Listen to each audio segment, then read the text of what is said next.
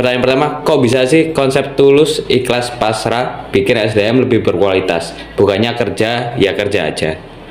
Oke, konsep tulus ikhlas pasrah ini kan lebih kepada kita mengarahkan ya, mengajarkan SDM untuk bekerja dengan hal yang tulus. Jadi kalau kita kerja dengan hal yang tulus kan akan membuat SDM itu lebih lebih total gitu ya dalam mereka mengerjakan sesuatu, daripada mereka yang bekerja cuma hanya menerima gaji aja gitu, atau hanya sekedar karena kompensasi aja diterima dari perusahaan. Dan begitu mereka melakukan dengan tulus gitu, itu kan akan lebih membuat mereka oke, aku tulus gitu ya, bahwa udah aku ngerjain totalitas ya, seperti kalau kita bekerja seperti kita sedang beribadah kan gitu, itu kan juga harus tulus.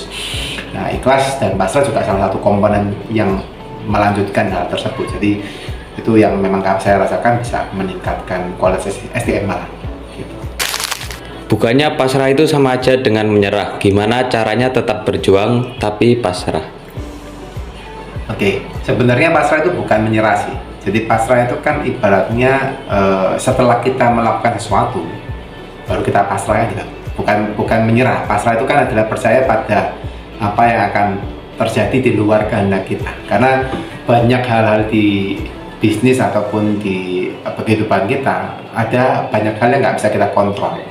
Nah, gimana caranya supaya kita bisa menerima itu ya dengan cara pasrah. Tapi bukan pasrah sebelum kita berjuang kan. Apa perbedaan kerja dengan metode tip melawan kerja tanpa metode ini? Oke. Kalau kerja dengan metode biasanya seperti ini simpelnya ya. Kita kerja jam 8, pulang jam 4. Kayak gitu ya.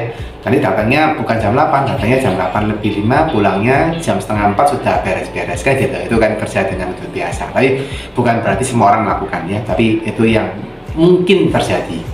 Nah, kalau kita misalnya dengan tip, otomatis kan kita kerja dengan tulus. Nah, kalau tulus, berarti kan kita tahu, oh ternyata pekerjaan saya belum selesai. Dan saya harus menyelesaikan itu karena pekerjaan ini akan bermanfaat untuk orang sebelah sana. Maka mungkin kita bisa datang lebih awal, karena kita tahu tanggung jawab kita bukan hanya sekedar kita menyelesaikan pekerjaan dengan uang, tapi memang tanggung jawab yang memang harus kita selesaikan. Jadi akhirnya apa? Datangnya bisa lebih awal, dan mungkin akhirnya pulangnya bisa lebih malam karena belum selesai, atau bisa mengerjakan dengan lebih produktif, lebih efisien supaya tidak perlu lembur tapi tetap hasilnya berhasil. Nah, ini yang akhirnya membedakan antara metode biasa dengan apa yang kita lakukan dengan tulus, ikhlas, dan pasrah itu.